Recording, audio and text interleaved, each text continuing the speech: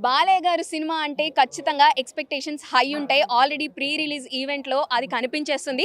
Already దాంట్లో act చేసిన అంటే 'అఖండ 2లో యాక్ట్ చేసిన కొంతమంది యాక్టర్స్‌తో మనం మాట్లాడబోతున్నాము.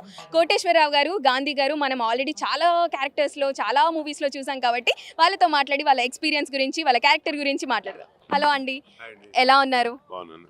సో చెప్పండి మీ క్యారెక్టర్ ఎలా ఉండబోతుంది? ఇప్పుడు ప్రీ రిలీజ్ ఈవెంట్‌కి మీరు చాలా తక్కువ కదా రావడం. ఇప్పుడు ఎందుకొచ్చారు? ఎవరి ఫ్యాన్ మీరు చెప్పాలి?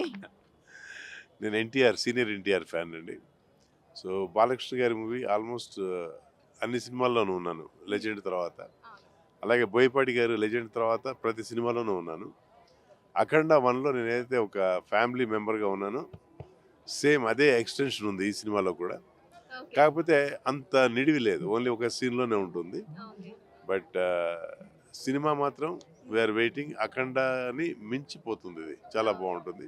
అవును సార్. 'అఖండ' చూసే మేమంతా అసలు సెన్సేషన్ ఒక్కొక్క dialogue both are not same అంటే ఇప్పటికి రూలింగ్ అన్నట్లు ఇన్‌స్టాగ్రామ్‌లో వాటిల్లో చాలా ఉంది సార్. మీకు బాలయ్య గారికి ఏమన్నా కాంబినేషన్ సీన్స్ ఉన్నాయా సార్ ఇందులో? కాంబినేషన్ అంటే ఉంది, నేను చెప్పకూడదు. బట్ అక్కడ మాకు డైలాగులు ఏమీ ఉండవు.